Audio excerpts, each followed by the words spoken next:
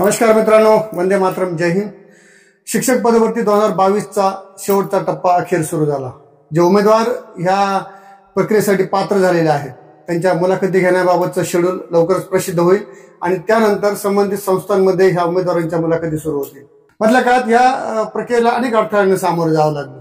निवड प्रक्रिया कशी राबवायची, निवड प्रक्रिया राबवण्याचं काम, अर्थात सॉफ्टवेअर डेव्हलपचं काम कोणत्या एजन्सीला द्यायचं, नंतरच्या टप्प्यात प्रेफरन्स लॉक करणं, सेल्फ सर्टिफिकेशन करणं, पुढे लोकसभा आचारसंहिता आली, विधान परिषद आचारसंहिता आली, त्यानंतर पुन्हा मग कन्व्हर्जन राऊंड घ्यावा लागला आणि हे सगळं होत असताना अधूनमधून न्यायालयीन वादविवाद देखील उद्भवत होते आणि हे सगळे अडथळे पार करत करत आता ही प्रक्रिया अंतिम टप्प्यात आहे।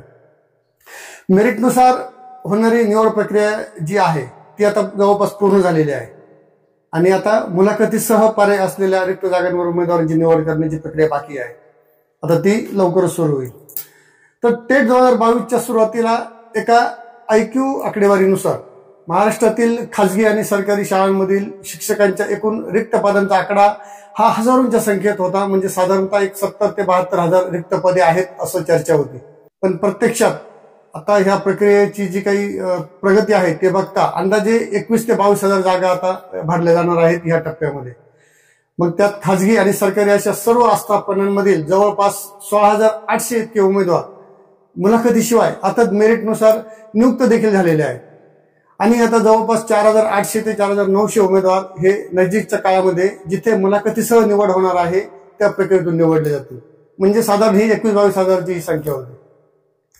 तरी अनेक पदे रिक्त राहणार आहेत आणि ती पदं देखील टप्प्याटप्प्याने येणाऱ्या काळात भरली जातील। त्यासाठी पुन्हा टेट 2024 किंवा 25च्या बाबत देखील आपल्याला ह्या वर्षाच्या अखेरीसपर्यंत काहीतरी नवीन अपडेट मिळू शकतं। तर मित्रांनो, शर्यत अजून संपलेली नाही कारण तुम्ही जिंकलेले नाही।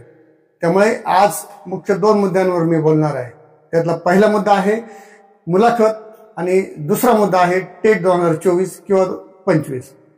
तर कोणत्याही मुलाखतीची पूर्वतयारी किंवा सराव हा नितांत गरजेचा असतो आणि तो असा ऐन वेळेवर होत नसतो। तर त्यासाठी आपल्याला अनेक दिवस मेहनत घ्यावी लागते। तुमचं विषय ज्ञान असेल, तुमचा पेहराव असेल, तुमची बॉडी लँग्वेज असेल, संभाषण कौशल्य, अध्यापन कौशल्य, अशा अनेक गोष्टींमध्ये तुम्हाला स्वतःला इम्प्रूव्हमेंट करायचं असतं, स्वतःला अपडेट करायचं असतं, नव्हे तुम्हाला ते करावंच लागतं। तेव्हा कुठे हे तुमचं जे काही तयारी असते ती नैसर्गिक वाटते, अन्यथा ती कृत्रिम वाटतं। आणि म्हणून मुलाखती तयारी कशी करायची, कोणकोणत्या मुद्द्यांचा त्यासाठी अभ्यास करायचा, यासाठी माझ्या एका व्हिडिओच्या माध्यमातून मी आपणास मार्गदर्शन केलं होतं 4-5 महिन्यापूर्वी। हजारो लोकांनी तो व्हिडिओ बघितला। आपण जर तो व्हिडिओ बघितला नसेल तर एकदा जरूर बघा, त्याची लिंक खाली डिस्क्रिप्शन मध्ये आहे। तर त्या व्हिडिओच्या कमेंट बॉक्समध्ये मेसेज करून अनेक लोकांनी ज्या काही शंका व्यक्त केल्या किंवा भीती व्यक्त केली की जिथे मुलाखत घेऊन निवड होणार आहे तिथे भ्रष्टाचार होऊ शकतो, वशिलेबाजी होऊ शकते, पैसे दिले तरच काम होईल किंवा पैसे मागितले जातील उमेदवारांकडे वगैरे वगैरे, अशा अनेक शंका त्यांनी बोलून दाखवल्या।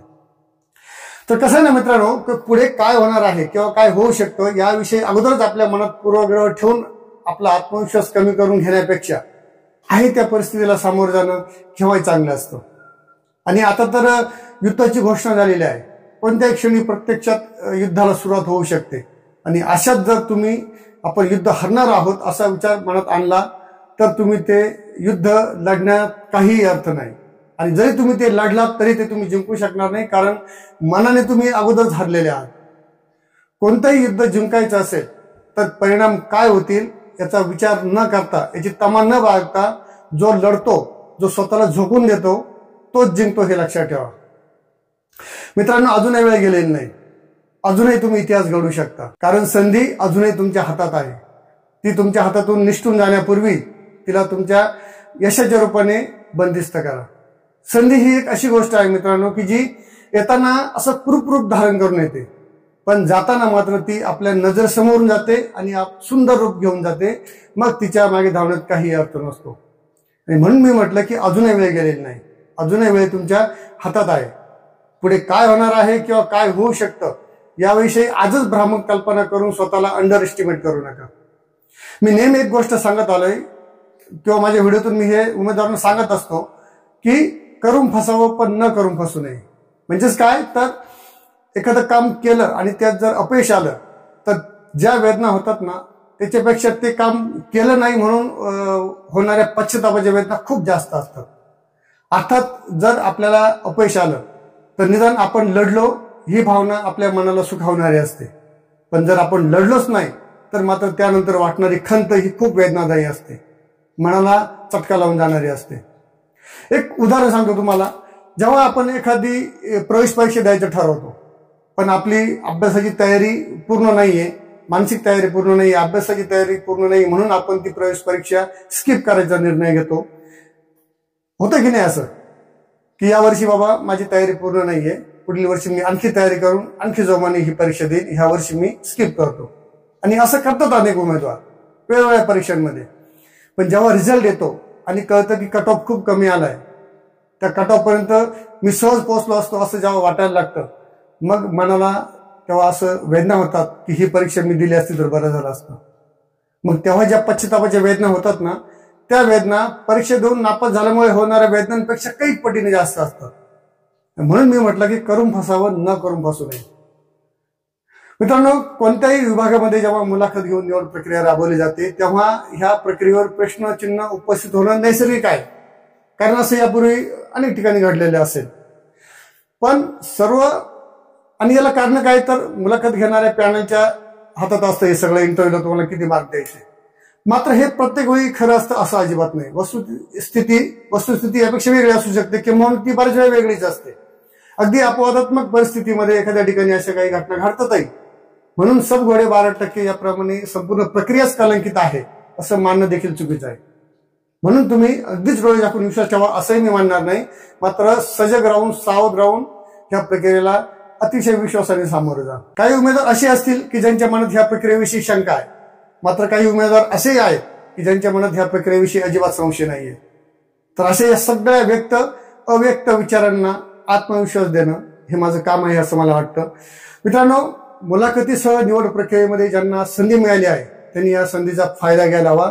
तुमच्यामध्ये असलेलं विविध प्रकारचं स्किल्स, बुद्धी कौशल्य असेल, अध्यापन कौशल्य असेल, विषय ज्ञान असेल, याचा सराव करा आणि ह्या मुलाखतीला सामोरं जा. तुमच्या कष्टाला निश्चितच फळ मिळेल, तुमची मेहनत वाया जाणार नाही. काही मोटिवेशनल कोट्स तुम्हाला ऐकवतो बघा. खुदी को कर बुलंद इतना कि हर तकदीर से पहले खुदा बंदे से खुद पूछे बता तेरी रजा क्या है. किंवा हम जहां खड़े होते हैं लाइन वहीं से शुरू हो जाते हैं. अमिताभ बच्चन ने कहा था, हम आंखों से सुरमा नहीं चुराते, हम आंखें चुरा लेते हैं ताकि सुरमा लगाने की नौबत ही ना आए. आणि राजकुमार, हमको मिटा सके जमाने में ये दम नहीं, जमाना खुद हमसे है, जमाने से हम नहीं. असले डायलॉग खूप ऐकायला छान वाटतात ना, एनर्जेटिक, मोटिवेशनल. पण यापासून मिळणारी एनर्जी किंवा जे मोटिवेशन असतं ना ते क्षणिक असतं मित्रांनो, ते फार काळ टिकत नाही. पण ते टिकून ठेवणं ज्याला जमलं तोच खरा यशस्वी होतो, तोच खरा विजेता होतो. आणि मोटिवेशन टिकून ठेवणं हे खूप थोड्या लोकांना जमतं, कारण मोटिवेशन ही एक अशी गोष्ट आहे जी आपल्यातील आंतरिक प्रेरणा, ज्याला आपण आग म्हणतो, इथे लागलेली आग, ती आग पेटवत ठेवण्यासाठी, धगधगत ठेवण्यासाठी हे मोटिवेशन इंधनाचं काम करतं, इंधन म्हणून काम करतं. जिथे मुलाखतीसह निवड प्रक्रिया राबवली जाणार आहे तिथे ह्या निवड प्रक्रियेवर शासन स्तरावरून अत्यंत बारकाईने लक्ष ठेवलं जात आहे की जेणेकरून कोणा उमेदवारावर अन्याय होऊ नये.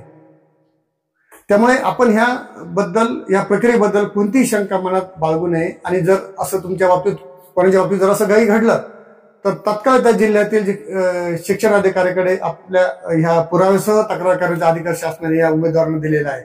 आणि त्या शिक्षण अधिकाऱ्यांनी 3 दिवसाच्या आत त्यावर आपला निर्णय देणं बंधनकारक आहे. मात्र तक्रार करत असताना आपल्याकडे सबळ पुरावे असायला हवे.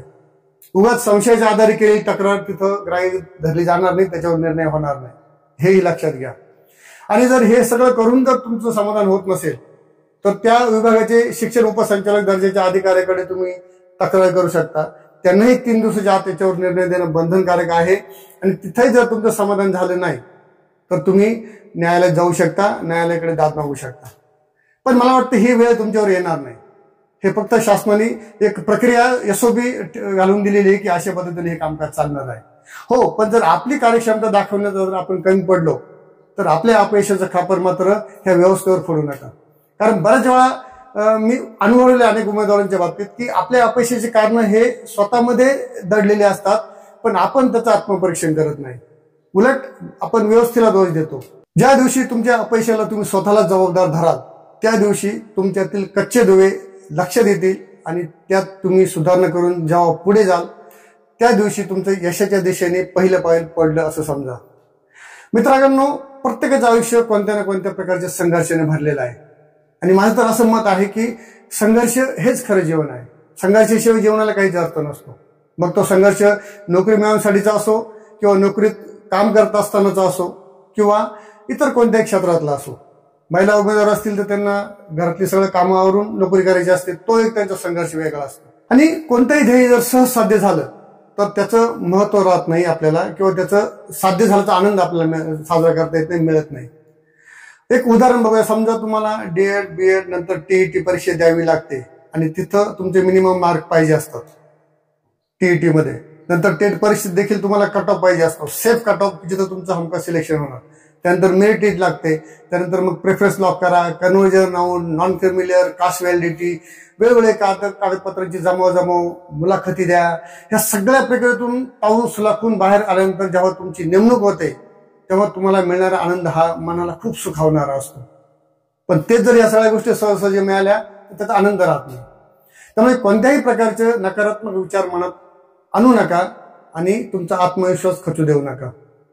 युद्धाला सुरुवात करण्यापूर्वीच जर तुम्ही शत्रू सैन्य बलवान असेल, शत्रू सैन्याकडे आपल्यापेक्षा जास्त दारुगोळा असेल, त्यांच्याकडे आपल्यापेक्षा जास्त लढाऊ सैनिक असतील, आपल्यापेक्षा जास्त हत्यारे असतील, त्यामुळे आपली हार होऊ शकते, अशा विचारांनी जर तुम्ही युद्धाला सामोरे जाणार असाल तर तुम्ही निश्चित हरणार आहात. कारण जेव्हा तुम्ही मनाने हरता तेव्हा तुम्ही कधी जिंकू शकत नाही, हे नेहमी लक्षात ठेवा. छत्रपती शिवाजी महाराजांचा, छत्रपती संभाजी महाराजांचा इतिहास आपल्या सर्वांना माहित आहे. मुठभर मावळ्यांना घेऊन हजारोंच्या संख्येने, लाखोंच्या संख्येने असलेल्या या मुघल फौजेशी त्यांनी निर्णायक लढे दिले होते. आणि जिथे समोर टक्कर देणे शक्य होणार नाही तिथं त्यांनी गनिमी युद्ध लढलं. आणि जिथे हेही शक्य नाही असं वाटलं तिथे तात्पुरता तह करून नंतर पुन्हा पूर्वतयारी करायची, युद्धाची, लढायची आणि पुन्हा नव्या जोमाने लढायचं. पण शेवटपर्यंत हार मानली नाही हे विसरू नका तुम्ही. जर महाराजांनी असा विचार केला असता की मुघल फौज आपल्यापेक्षा मोठी आहे, आपला त्यांच्यापुढे टिकाव धरू शकणार नाही आपण, तर काय झालं असतं? आज आपल्याला छत्रपती शिवाजी महाराज, छत्रपती संभाजी महाराज हे नावच ऐकायला आले नसते, ऐकायला मिळाले नसते. इथे आणखी एक महत्वाची गोष्ट सांगतो मित्रांनो, लक्षात घ्या. No one is coming to save you, no one is going to do the work for you, no one is bringing the magic pill that will solve all of your problems. If there is any person who will save you from all these obstacles, that is you, your confidence and your hard work as well as smart work. तुमची लढाई ही तुम्हालाच लढायची आहे, तुमच्या मदतीला दुसरं कोणीही येणार नाही, हे नेहमी लक्षात ठेवा. आता वळूया आपल्या दुसऱ्या मुद्द्याकडे, मिशन टेट 2024. टेट 2024 ची तयारी कशी करायची यासाठी एक मी वेगळा व्हिडिओ घेऊन येणार आहे. आज त्याबद्दल मी जास्त बोलणार नाही, सविस्तर मी व्हिडिओ घेऊन येईल. टॉपिक वाईज कसा अभ्यास करायचा त्याच्यावर तुम्हाला एक स्ट्रॅटेजी मी सांगेन. पण तुर्तास आज फक्त मी मोटिवेशनल बोलणार आहे, कारण मोटिवेशन सर्वात जास्त महत्वाचं असतं. तर कोणत्याही प्रकारची स्पर्धा परीक्षांसाठी तुम्हाला लागू पडू शकतं. एमपीएससी असो, टीईटी असो, टेट असो किंवा इतर कुठल्याही प्रकारची परीक्षा, even in your personal life also. तर प्रत्येकाचं काही ना काही एक ध्येय असतं, गोल असतं, एक टार्गेट असतं की मला अमुक एक गोष्ट मिळवायची आहे. मग त्याचं स्वरूप कसे का असेना, काही का असेना, म्हणजे कोणाला व्यावसायिक व्हायचं असतं, कुणाला सरकारी नोकरीत एखादा मोठा अधिकारी व्हायचं असतं, कुणाला उद्योगपती व्हायचं असतं किंवा what ever it may be. पण त्यासाठी फक्त 2 गोष्टींची आवश्यकता असते आणि त्या 2 गोष्टी खूप महत्वाच्या आहेत. पहिली म्हणजे इच्छा किंवा इच्छाशक्ती, ज्याला आपण ध्येय म्हणू, आणि दुसरी गोष्ट क्षमता. मग ती शारीरिक असेल, बौद्धिक असेल. शारीरिक किंवा बौद्धिक क्षमता म्हणजे काय आपण हे पुढे बघू. तर आपलं ध्येय हे निर्विवाद आणि स्पष्ट असलं पाहिजे आणि ते आपल्या आवडीनिवडी आणि आपल्या क्षमतेशी सुसंगत असलं पाहिजे. ध्येय आणि क्षमता ह्या 2 वेगवेगळ्या गोष्टी जरी असल्या तरी त्या एकाच नाण्याच्या 2 बाजू आहेत. त्या कशा हे आपण पुढे समजून घेऊ. तर त्यासाठी ध्येय आपण थोड्या वेळ बाजूला ठेवू. अगोदर विचार करूया क्षमतेचा. क्षमता काय असते? जसं काही लोक म्हणतात की तुमच्या क्षमता ओळखा आणि त्याप्रमाणे निर्णय घ्या. म्हणजे अनेकदा तुम्ही एका मोटिवेशनल स्पीकरच्या तोंडून कॉमन वाक्य ऐकलं असेल की अगोदर आपल्या क्षमता ओळखा आणि मग त्याप्रमाणे आपलं करिअर निवडा. त्यासाठी ते काहीतरी वेगवेगळे उदाहरण पण देतात. जसे की एक उदाहरण मी बघितलं होतं की हत्ती जर चित्त्याकडे पाहून जोरात धावायचा प्रयत्न करेल तर तो कोलमडून पडेल, तो पाय मोडून पडेल, पण चित्ताची बरोबरी करू शकणार नाही. तर म्हणून अगोदर आपल्या क्षमता ओळखा आणि त्यानुसार आपलं करिअर निवडा, असं ह्या लोकांचं मत आहे. माझं नाही, माझं मत जरा वेगळं आहे याच्यापेक्षा. तर यांना थोडक्यात काय सांगायचं होतं की तुम्हाला जे काम करायचं आहे त्यासाठी आवश्यक क्षमता तुमच्याकडे आहे का? जर नसेल तर ते काम करू नका, असं ह्या लोकांचं मत आहे. पण माझं मत मात्र यापेक्षा फार वेगळं आहे. आता इथे क्षमता म्हणजे काय, तर एखादी गोष्ट तुम्ही करू शकणार आहात की नाही. तर आपली इच्छाशक्ती असेल तर त्यासाठी आवश्यक असलेल्या क्षमता निर्माण करता येतात. याची काही उदाहरणं आपण बघू शकतो. Edison, Bill Gates, Steve Jobs, Dhirubhai Ambani, Narendra Modi, Subhashchandra Bose, ही लोक कोण होते? ही आपल्यासारखीच लोक, सामान्य लोक होते. एडिसनचं शिक्षण हायस्कूल पर्यंत झालेलं होतं. बिल गेट्स, स्टीव्ह जॉब्स हे कॉलेज ड्रॉपआउट आहेत. धीरूभाई अंबानी हायस्कूल ड्रॉपआउट आहेत. नरेंद्र मोदी हे जरी पदवीधर असले तरी त्यांची घरची परिस्थिती गरिबीची होती, पण आज ते देशाचे पंतप्रधान आहेत. सुभाषचंद्र बोस यांचे वडील निष्णांत वकील होते, त्यांच्या घरी कुठल्याच गोष्टींची कमतरता नव्हती. स्वतः सुभाषबाबू ICS अधिकारी झाले होते, मात्र त्यांचं अख्खं जीवन स्वातंत्र्य लढ्यासाठी समर्पित होतं, कारण त्यांना ICS मध्ये इंटरेस्ट नव्हता. सर्व लोक जन्माला येतानाच हे सगळं घेऊन आले होते का बरोबर आपल्या? तर अजिबात नाही. ते जन्माला आले तेव्हा ते आपल्यासारखेच सर्वसामान्य होते, मात्र त्यांनी आपलं एक ध्येय निश्चित केलं, त्याप्रमाणे स्वतःला घडवलं, त्यासाठी आवश्यक असलेल्या क्षमता त्यांनी स्वतःमध्ये विकसित केल्या. थोडक्यात काय, तर आपल्या क्षमता ओळखा आणि त्याप्रमाणे करिअर निवडा, ह्या नियमाला त्यांनी छेद दिला आणि एक संदेश दिला की आपल्याला जे करायचं आहे त्यासाठी क्षमता आवश्यक नाही, तर इच्छाशक्तीची जास्त गरज आहे. क्षमतांचं काय ते तर विकसित करता येतात. सुभाषचंद्र बोस यांच्या वडिलांना नेहमी असं वाटायचं की सुभाषबाबूंनी ICS अधिकारी व्हावं, म्हणजे आजच्या भाषेत बोलायचं म्हटलं तर IAS अधिकारी. मात्र सुभाषबाबूंची इच्छा समाजसेवेची होती, राजकारणाची होती, स्वातंत्र्य लढ्यात भाग घेण्याची होती. पण इच्छा नसताना देखील त्यांनी केवळ वडिलांच्या इच्छेखातर ICS अधिकारी होण्यासाठी स्वतःमध्ये क्षमता विकसित केल्या आणि ICS अधिकारी झाले. पण नंतर त्यांनी ICS सेवेचा राजीनामा दिला.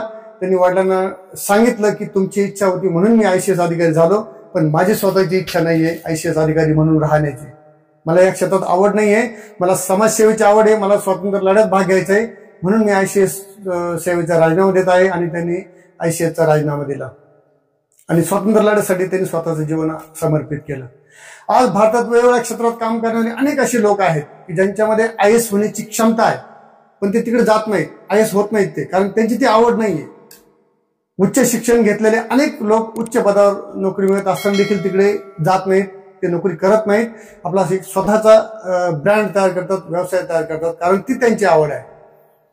यावरून एक गोष्ट स्पष्ट होते की तुम्हाला ज्या क्षेत्रात यशस्वी व्हायचं असेल ते क्षेत्र कुठलंही असो, त्यासाठी क्षमता महत्वाची नाही, तर आवड महत्वाची आहे, इच्छाशक्ती महत्वाची आहे.